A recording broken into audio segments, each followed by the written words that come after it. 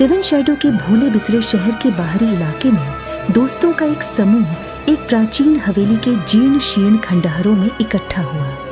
निषिद्ध ज्ञान के आकर्षण से आकर्षित होकर वे एक खतरनाक यात्रा पर निकल पड़े जो वास्तविकता के ताने बाने को ही उधेड़ देगी। यह हवेली जो लंबे समय से परित्यक्त थी और अफवाह थी कि यह शापित है, एक अशुभ आभा बिखेर रही थी।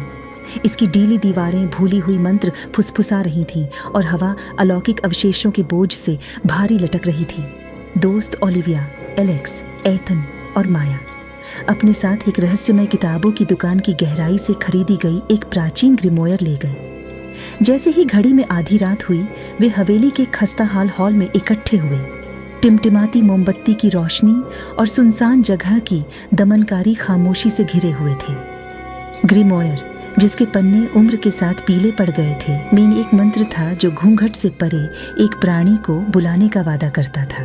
एक ऐसी इकाई जिसके पास निषिद्ध ज्ञान की कुंजी थी। अपने चेहरों पर घबराहट के साथ दोस्तों ने अनुष्ठान शुरू किया। मंत्र भूली हुई गूंज की तरह उनकी जीभ से बाहर निकल रहे थे।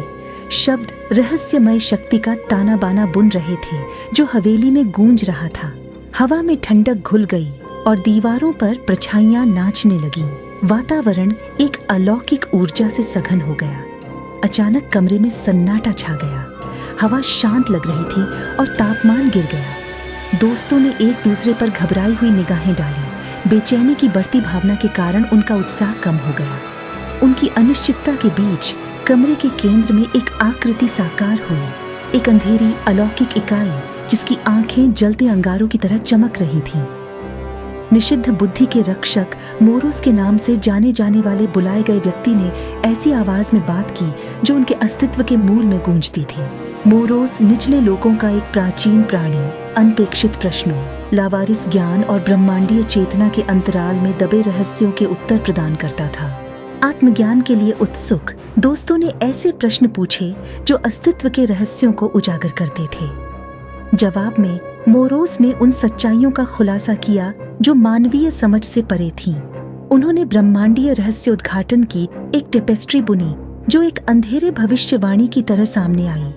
फिर भी जैसे ही दोस्तों ने खुद को निषिद्ध ज्ञान में डुबो दिया, वे इकाई के आचरण में सूक्ष्म बदलाव को पहचानने में असफल रहे। अप्रत्याशित उद्देश्यों वाले प्राणी मोरोस ने खुद को नश्वर क्षेत्र से बांधने की कोशिश की। गूढ़ ज्ञान की खोज में खो गया एक विवरण। जैसे जैसे अनुष्ठान अपने चरम पर पहुंचा, मोरोस का प्रभाव मजबूत होता गया। हवेली अलौकिक ऊर्जा से कांप उठी और उनके पैरों के नीचे की पवित्र भूमि दुनिया के बीच एक संबंध में बदल गई। दोस्तों को पता न होने पर वे एक दुष्ट शक्ति के लिए माध्यम बन गए थे जो उसकी अलौकिक जंजीरों से मुक्त होने के लिए उत्सुक थी। मित्र निषिद्ध ज्ञान के आकर्षण से नशे में धुत थे, बढ़ते खतरे से बेखबर रहे। परछाइयां मुड़ गईं और विकृत हो गईं, मोरोस के साथ विलीन हो गईं क्योंकि इसने अपने काले इरादों को प्रकट किया। हवा अशुभ ऊर्जा से गूंज उठी जो नश्वर और रहस्यमय के बीच संतुलन में आसन्न बदलाव का संकेत दे रही थी। अनुष्ठान के अंतिम क्षणों में मोरोस ने अपनी वास्तविक प्रकृति का खुलासा किया।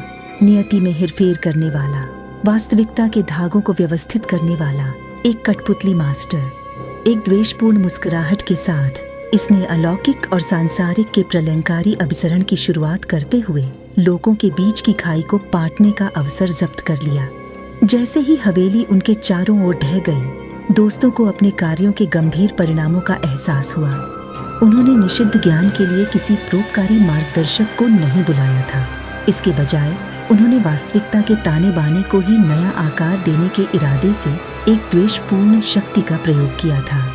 दोस्त अब अंधेरी ऊर्जा के भंवर में फंस गए। ढहती हवेली से बचने के लिए संघर्ष करने लगे। जैसे ही मोरोस अपने द्वारा पैदा की गई अराजकता का आनंद ले रहा था, परछाइयां ईथर जंजीरों की तरह उनसे चिपक गईं। दुनियाओं के बीच का पर्दा हट गया, जिससे रेवन शैडो के किसी दूसरी दुनिया की खाई में समा जाने का खतरा पैदा हो गया।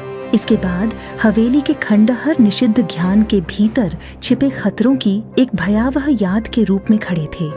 मित्र इस कठिन परीक्षा से हमेशा के लिए बदल गए, अपने साथ लौकिक रहस्योद्घाटन का बोझ लेकर आए, जिसने ज्ञान और विनाश के बीच की रेखाओं को धुंधला कर दिया। एक बार भूला हुआ शहर रेवेनशैडो नश्वर समझ से परे बलों को बुलाने की मूर्खता का गवाह है। समय के गलियारों में गूंजती एक सतर्क कहानी।